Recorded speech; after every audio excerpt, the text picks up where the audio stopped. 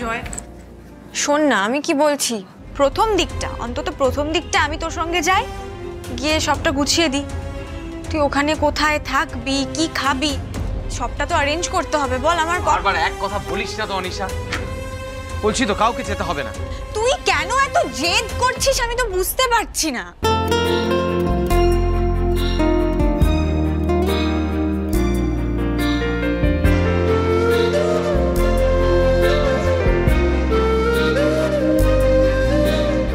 আজ আমি তোমাকে ভিডিওটা দেখাবোই দুর্জয়। আমি আসছি, একবার অন্তত শেষ চেষ্টা করে দেখব।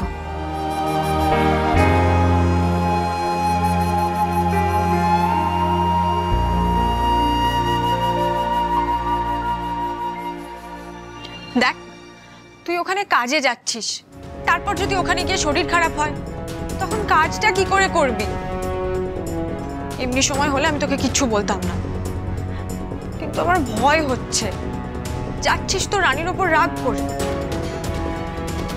তারপর যদি নিজেই নিজের ক্ষতি করে ফেলিস তখন কি হবে?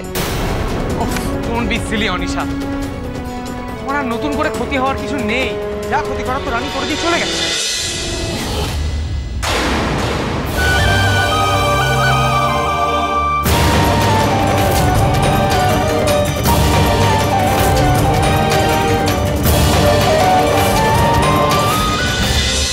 রানী এসেছিল, আবার কথা ঘোরাচ্ছিস?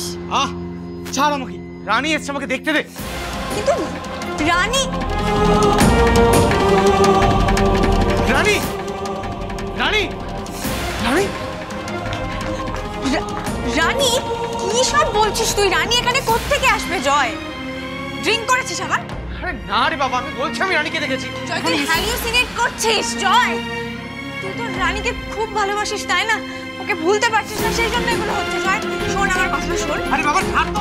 রানী রানী